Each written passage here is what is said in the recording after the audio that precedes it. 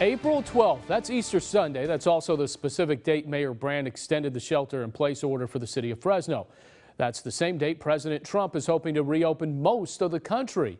This is the first COVID-19 related death in the Central Valley confirmed this week in Madera, a 66-year-old man.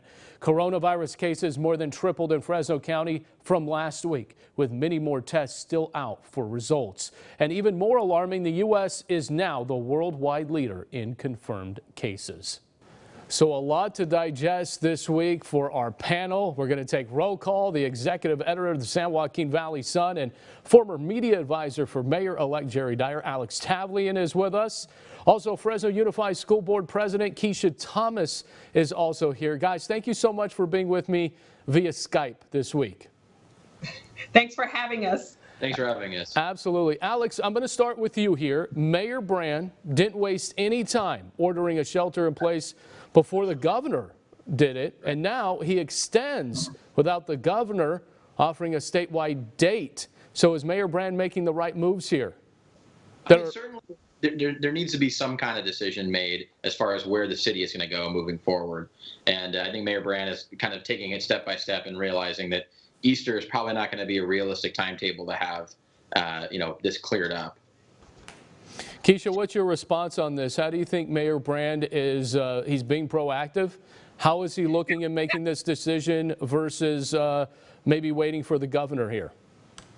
Absolutely. I think he's making the right decision. You know, at Fresno Unified, Bob, we had to make one of the most difficult decisions ever, and that's to send 74,000 students home. So I absolutely understand where he's coming from when it comes to the livelihood and the safety of our city.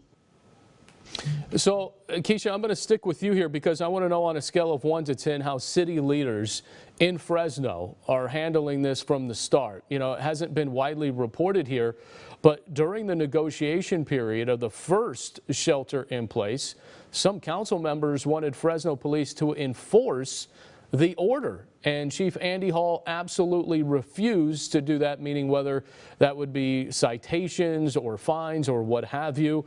So on a scale of 1 to 10, how are they doing this? Obviously uncharted territory, unprecedented times. So how do you think they're doing?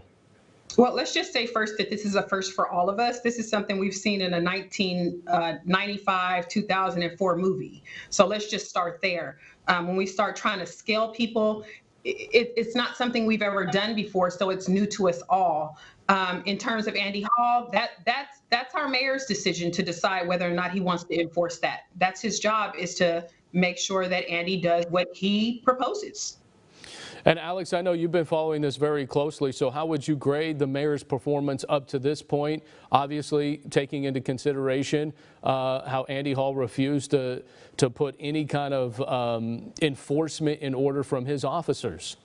Well, I think it's important to note who is proposing what. So Fresno City Council President Miguel Arias was proposing to have the police enforce this order. There's just a logistic issue here, which is that the police do not have the manpower to enforce an order like this and conduct checkpoints to force people to go back home and conduct essential business. So I think reality is this was unenforceable to begin with from a logistic standpoint before we even get to legal.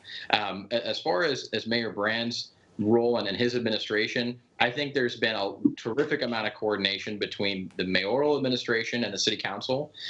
But in some, I'd probably give them a B- on the whole. And the reason why is that there has been a lack of coordination between the city and the county. As I wrote in a column last week, the county has all the public health officials on its staff. And up until this week, we had not experienced any community spread of COVID-19. Now we have. But the city of Fresno has no public health officials on staff. So a lot of decisions that were being made really without the advisement of public health officials. And that was troubling at first. And I'm hoping that as we move forward, the city and county can kind of get together. Keisha, where do you come out on this? Alex Tavlian giving the leadership of Mayor Brand and his administration a B-. Is that where you are on your report card? Absolutely, at least a B. And let me just say, I know that in Arizona right now, they have the National Guards enforced. You know, we haven't gotten to that level yet.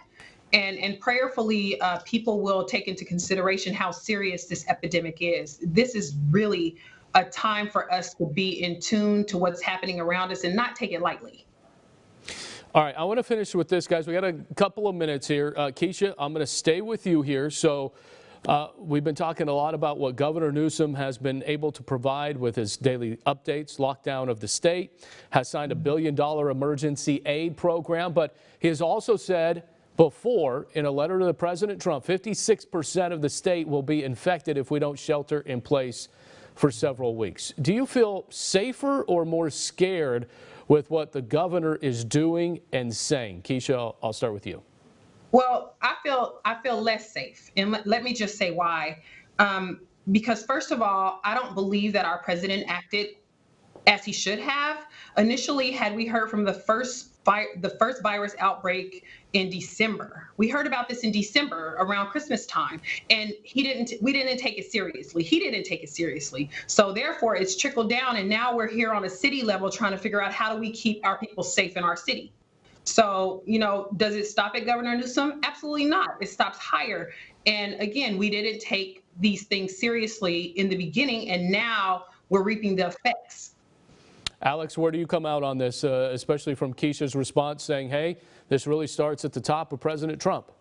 Sure, it certainly does. President Trump has a responsibility to do his job. The CDC, FEMA, all these departments have a major role to play. And I'll say this, no one can question whether or not they're actually doing their job. They've been moving forward pretty quickly, given the confines of what Congress can do.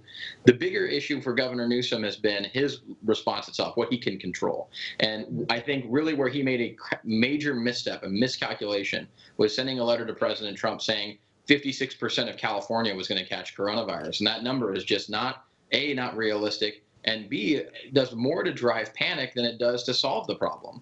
And so I think overall, Governor Newsom's been very upfront and very forward with people, but sometimes too far for the comfort of most people. And so saying that 25.5 million Californians are going to get coronavirus, whether we do anything or not, which he ultimately walked back and said, no, that wasn't true, is not helpful. And so I think Governor Newsom just needs to maintain that careful composure throughout the course of his response. All right, we're gonna cut. I gotta cut it. Okay, Keisha, go ahead. I'm told we got a couple seconds. Go. Doesn't it make you feel less secure just knowing that we have no idea? We have no idea how many people have it right now. We have no idea how are we going to fix the issue. That makes me feel less secure all by itself, scared to go outside. I go home to work. And only reason why I go to work is because I know there's only myself and another person in the office.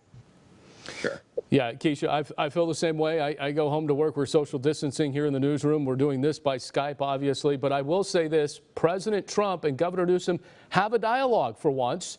And actually, Governor Newsom complimented President Trump. Don't know if that's just to make sure everybody gets what they want. But again, there's dialogue there. So it's good to have. We're going to have more dialogue coming up with our second round of the panel. So guys, hang tight. Appreciate it. And up next, Fresno Unified Superintendent Bob Nelson addresses how long students could be out of school and if high school graduations will be canceled.